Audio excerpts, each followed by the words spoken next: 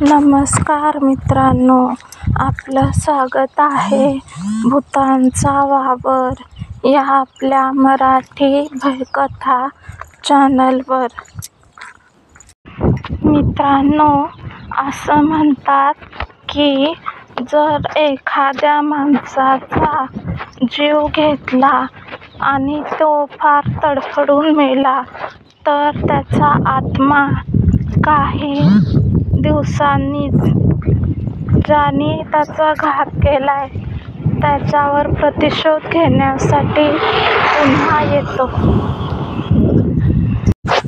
मी असं माझ्या पूर्वीच्या माणसांकडून म्हणजेच आजीकडून ऐकलं होतं. माझी आजी जेव्हा लहान होती तेव्हा तिच्या वडिलांच्या काळात घडून गेलेली एक सत्य अनुभव आजीला ठाऊक होता. त्यामुळेच ती कदाचित असं म्हणत असावी. तिने आम्हाला ती कहाणी आमच्या लहानपणी ऐकवली होती. छबुराव नावाचा एक माणूस एका गावात राहत होता. तो त्या गावातला अतिशय धनी व्यक्ती होता. बरीच गरजू माणसं त्याच्याकडून पैसे उधारीने घेत होती, पण तो त्या बदल्यात त्यांच्याकडून डबल पैसे उकळत असे.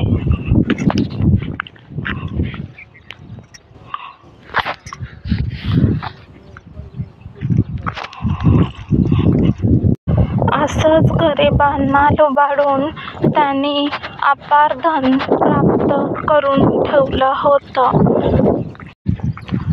कपटी नजर आणि काहीतरी वाईट मानसिकता, वाईट विचार डोक्यात चालू आहेत अशा वाईट विचार करण्याच्या मानसिकतेमध्ये कायम तो गढलेला असे. त्याच्या वाड्याच्या बाहेर असलेल्या झोक्यावरती तो त्याच्या झोक्यामध्ये झोके घेत सतत कुणाचा तरी वाईट विचार त्याच्या डोक्यामध्ये चालू असे. त्याला बरेच वाईट शौक होते. त्यातच एक त्यांनी तमासगीर आणून वाड्यावर ठेवली होती. तो तिला फार त्रास देत असे. रात्रभर तिच्याकडून चाळ बांधून नृत्य करायला लावत असे आणि ती थकून थांबली की तिला चाबकाचे फटके देऊन पुन्हा उठून नाचायला लावत असे. असा बराच तिच्यावर अत्याचार करत होता आणि असाच तो प्रत्येक नोकर माणसांवरती अत्याचार करत असे. त्यांच्यावरती गुलामी करत होता. त्या तमासगीरीचा आणि त्या वाड्यावर काम करत असलेल्या एका माणसाचं दोघांचाही एकमेकांवरती जीव जडला आणि त्यांनी त्या तमासगीरीनं विचार केला की आपण ह्या नरकातून बाहेर पडायचं आणि त्या दोघांनी ठरवलं की आपण या वाड्यातून पळून कुठेतरी लांब निघून जायचं. असा त्यांनी दोघांनी पण विचार केला. पण छबुराव इतका क्रूर होता आणि त्याची नजर सदैव सगळ्या गोष्टींवरती असायची. त्याच्या मागे वाड्यात त्याला असं वाटलं की त्याला ही गोष्ट कळाली. त्याने त्याच रात्री त्या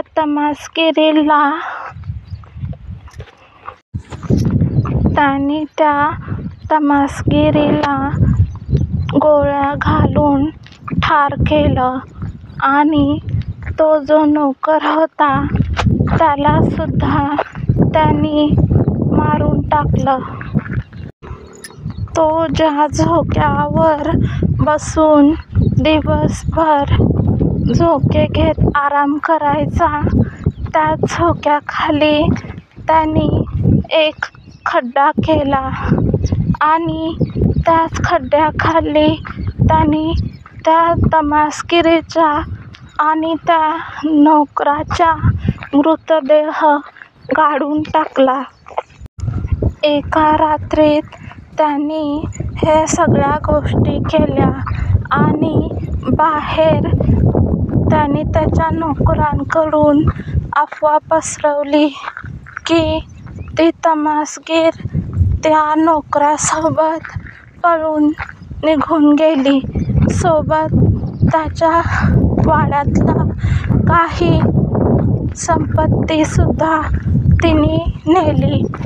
असं त्यांनी गावामध्ये सगळीकडे पसरवलं, जेणेकरून या विषयावर पुन्हा चर्चा होणार नाही. त्या तमासगिरीला मरून आता 4 दिवस होऊन गेले होते. हळूहळू त्यांच्या वाड्यामध्ये बऱ्याच नोकरांना त्या तमासगिरीचं भूत दिसू लागलं. काही दिवसांतच त्या वाड्यातले नोकर घाबरून त्या वाड्यामध्ये कामाला जाण्यासाठी नकार देऊ लागले. 10 दिवस उलटून गेले आणि हळूहळू त्या वाड्यात नोकरसुद्धा जायला घाबरू लागली. पण छबुरावला मात्र काहीच फरक पडत नव्हता.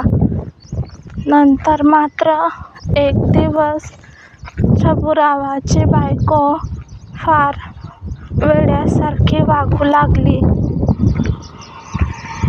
ती दिवसरात्र तमासगीर जसा अवतार करायची, तमासगिरीसारखीच ती वस्त्र नेसू लागली.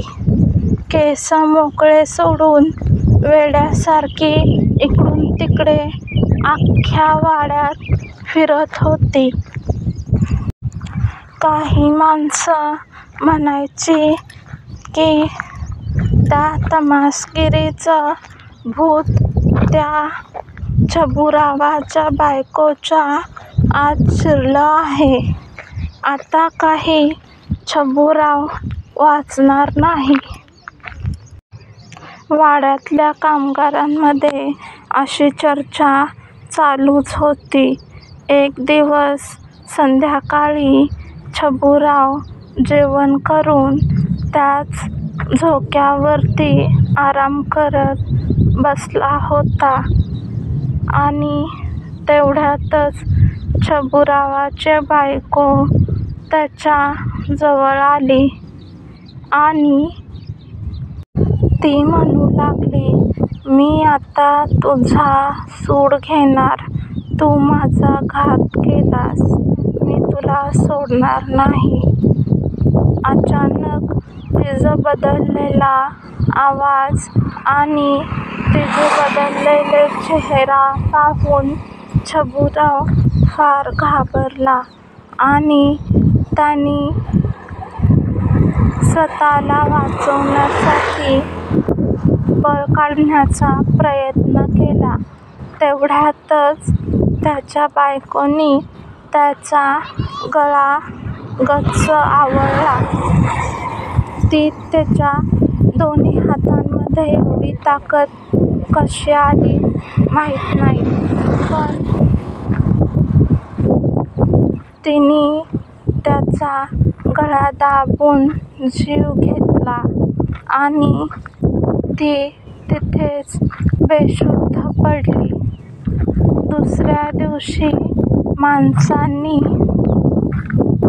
त्या वाड्याबाहेर येऊन बघायला सुरुवात केली. छबुरावाचा पडलेला मृतदेह आणि त्याच्या जवळच त्याची बायको, जी बेशुद्ध अवस्थेत लोकांना सकाळी नजरेस पडली. त्या दोघांनाही बघून त्या वाड्यामध्ये काम करत असलेली कामगार सगळी म्हणू लागली, छबुरावाने त्या तमासगिरीचा जीव घेतला होता आणि पुढच्या 10 ते 12 दिवसांतच तिने त्या छबुरावाचा सूड घेतला, अशी चर्चा सगळीकडे होत होती. त्या वाड्यामध्येच एक माणूस काम करत होता. तो माणूस आजीच्या वडिलांचा चांगला मित्र होता. त्याच्याकडून सगळी घटना त्याला कळाली होती. तीच त्यांनी माझ्या आजीला सांगितली होती.